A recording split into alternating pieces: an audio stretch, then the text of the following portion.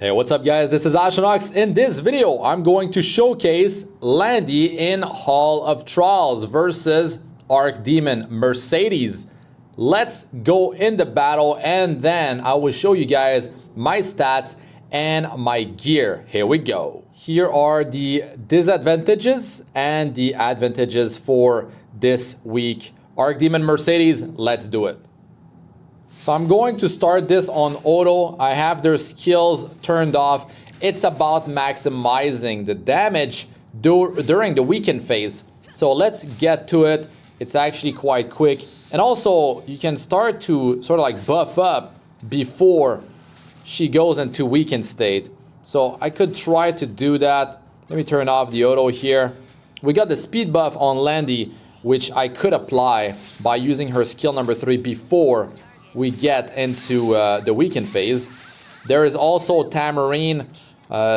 Prophetic Candlestick just triggered, but it's okay. She's not gonna be able to go into her idle form right now. I can just use the skill 3 of Cecilia. It's about landing provoke so I can deal more damage versus the boss. So the boss is about to go in there. So let's get the speed buff so Landy can actually get maybe an extra turn in there. You only have 10 turns versus the boss. Now I can apply the attack buff, and this will trigger dual attacks with Sinful Angelica. We got Tamarinne in idle form with skill 1 to trigger dual attack. Now we did lose attack buff 1 turn because Landy went now. So sometimes I like to pre-buff, sometimes I don't. 2 turns left for Tamarinne. Let's actually attack skill 1. Maybe a dual attack happens. It doesn't. Now it's all about landing this provoke to deal extra damage. We got it. Good. Okay, skill number 1, Landy. I don't know if her passive is stacked up. 274,000 damage. Let's trigger dual attack here. 237,000 damage. It is a lot, a lot, a lot. Let's go in idle form. And we'll be able to trigger dual attack. Fallen Cecilia on a bruiser build is able to deal 131,000 damage. It's pretty crazy. Wow, dual attack there. Very nice. Come on. How much damage can we do, man, in this battle? I wonder. The issue is finishing the battle. It starts to become pretty crazy. And did I even get a dual attack in with Tamarinne? Feels like it was wasted. Now, if I cannot get her in idle form before the next weekend phase, then that's definitely unfortunate. But let's see what we can do. She's on Cruel Mischief, Landy, so she can deal extra damage versus, well, the boss. It's all about getting more and more points. This is the artifact of Hall of Trials. It's not maxed out, unfortunately. She deals so much damage. It's pretty crazy. Her passive is extremely good. The combat units increase. Cycling with her skill 1 is great. Of course, the boss is not buffed during the weekend phase, so she cannot get more combat units. But it's really about hitting as hard as possible. As hard as possible. So I was also thinking about having attack percentage boots on her to deal even more damage per hit. So that could be something I could work toward. I could also lower the speed of Fallen Cecilia so Landy goes more often. There's quite a few things you can actually tweak when you're trying to squeeze that extra bit of damage in Hall of Trials. So at least the skill nullifier is helpful. Now I have Touch of Ricos on Sinful Angelica. Before she had Midnight Bloom, but I already have 100% crit chance on Landy, so I don't need it. I will not pre-buff with Sinful this time unless like the boss is like 1 hit away and like I know for sure it's gonna happen real quick. I don't want to lose the attack buff on Landy, especially if I can get the buff up. And then it's like Fallen Cecilia pushing the boss into the weekend phase. That would be really good. And I feel now that I can wait again. Yeah, 1 more turn. That's perfect. Tamarinne is going into her idle form, and I will not do it here. I'll not do it because we need to land a provoke from Fallen Cecilia as well. Now I use her skill 3 because I want the speed buff during the weekend phase.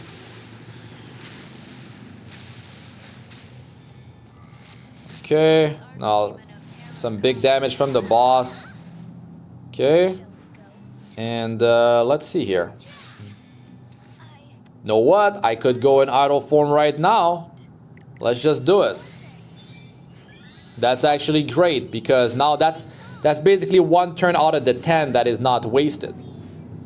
And Landy's going next. That is unfortunate. That is unfortunate. But you know what? It's like I said, I need to get in. I need to get the boss provoked. Fallen Cecilia is going right away. That's perfect. Here we go. So if we land the provoke, that would be perfect.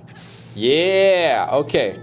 Now dual attack trigger, we get the attack buff from Sinful. 220,000 damage. Let's get it going. See how much damage we can do this in this last weekend phase, and then it's about just downing the boss. Here we go. Man, 274,000 is great. Dual attack. And now she loses the attack buff. We're not triggering dual attacks though so much like during the first weekend phase. Fallen is still able to deal so much damage. It's great. Now, well, yes, of course, skill 1. And finally, yes, better go with the dual attack, of course, than getting attack buff. 3.5 million, not bad. Now it's about surviving and clearing this stage. So can we do it? Here's the question. Let's push the combat. Let's get the speed buff for Landy. Pretty solid result. I feel like I could probably try her on attack percentage boots at another time. This is not the greatest of team compositions too.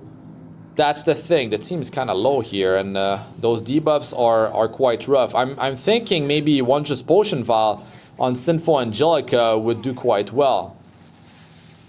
And you know what? I should probably save the skill nullifier for when the boss has her skill, her ultimate ready. That would actually be very nice. That would actually help us survive much better. Let's see if we can stabilize this. Boss is quite rough to take down because that defense buff, man, the attack buff too is definitely quite rough. So now we do have this here. Let's get that attack buff going. If we could land that provoke on the boss to deal extra damage, that would be great as well. Good. But then, that's it. The ad does applies the immunity. Not only that, removes debuff and then apply immunity. I feel like wait out for Idol's form.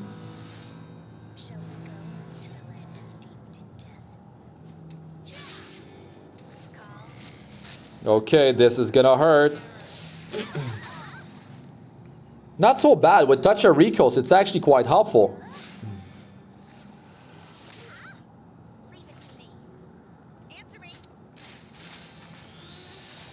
Now let's see. Oh boy. Okay. Here's the idle form.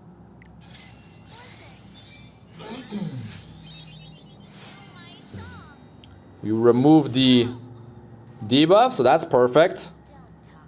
We could get an attack break. Great. Provoke. Yeah. Barrier is gonna help here. Okay, we're almost there, almost there. We don't have defense break to make things easy. Okay, let's go, man. Let's heal up. We need that heal badly. The skill nullifier of Fawn Cecilia is coming up shortly. You know what? Can't I just provoke this dude? What happened if I do it? I thought these ads, if I kill them, it doesn't really do much. Like, they just come back to life. But I probably don't even have the strategy down properly. We already have the attack buff. What if I pop this ad? Yeah, that's it. They get stunned, so they can't use their ability. That's not bad, actually. It's been a while since I've done this battle. So now that's the dude that removed debuff on the boss and also applies immunity. So I can, if I stun him, that's a big deal. I could stun the other one as well. But what if I just wait? There's no reason to do it just yet. I still have it, the speed buff. Okay, let's actually buff up here. Getting really close.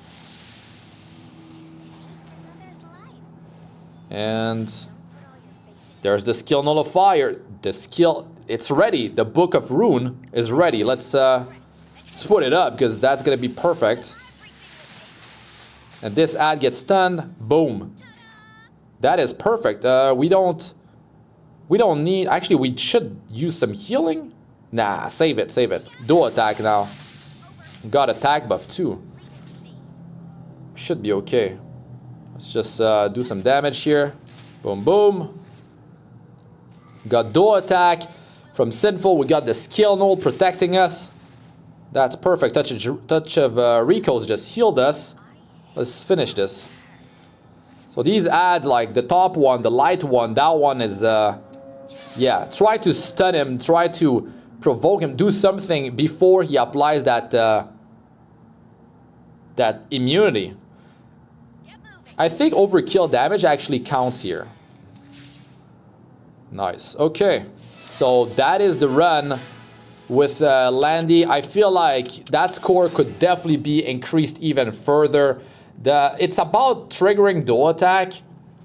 It's a big deal. Like when you trigger those dual attacks during the weekend phase, you are just dealing extra damage because it doesn't count toward the 10 turns that you can have against the boss.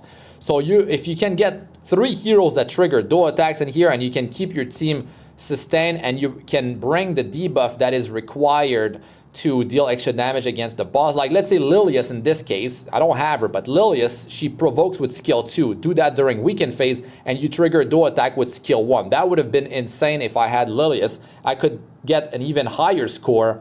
So this team was by no means perfect, but I was able to do quite well with it. Tamarinne is just godly in Hall of Trials.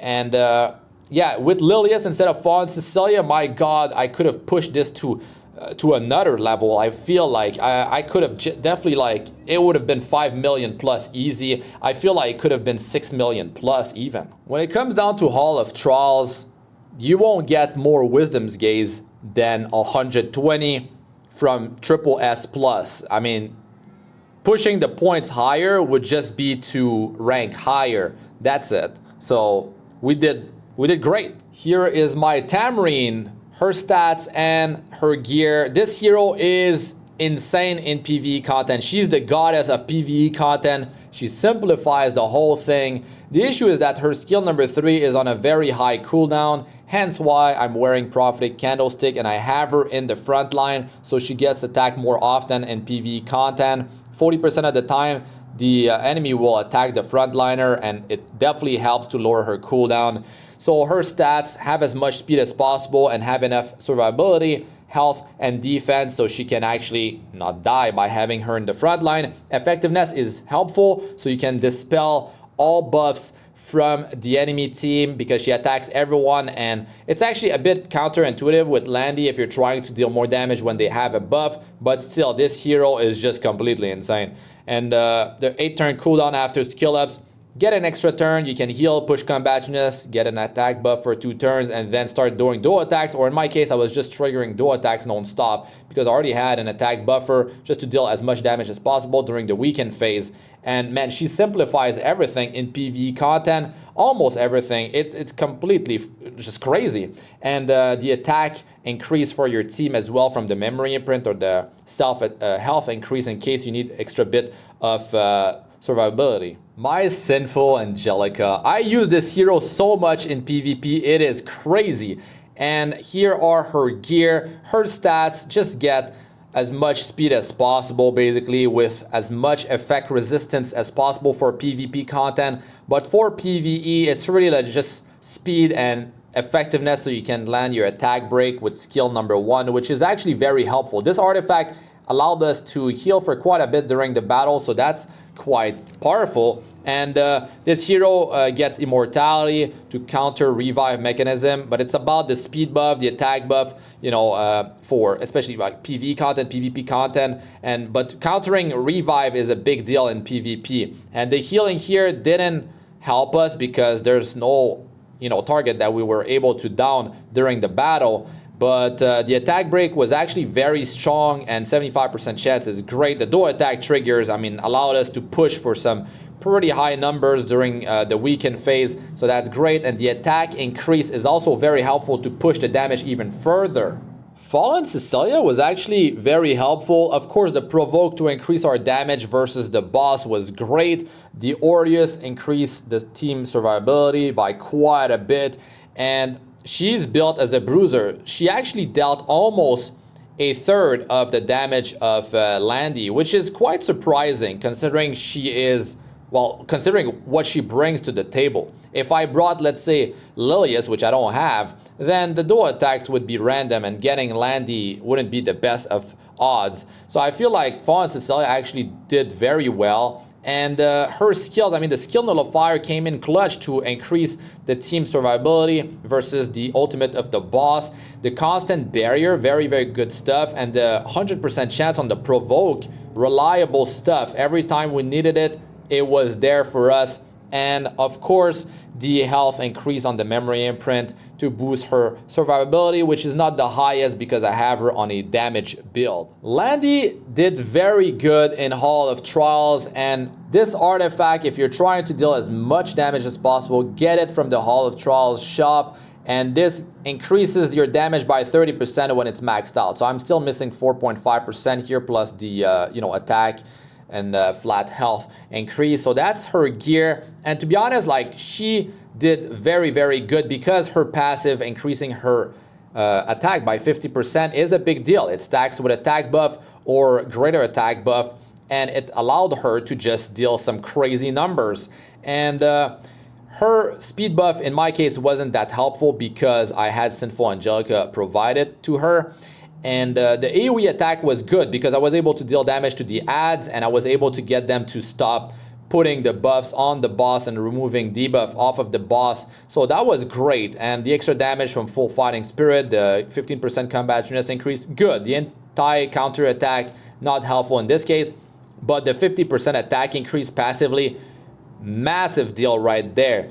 And the combat units increase from the skill number 1 was actually huge. And even when the boss was buffed, that's 30% increase in combat units as well, allowing her to cycle faster and get more damage in. So overall, because of that passive, her great base attacks, Landy was definitely a solid hero, dealing some crazy numbers in Hall of Trials. Imagine, instead of Fallen Cecilia, if I had another hero, a third hero that can trigger dual attacks with the highest attacker, that would be really insane.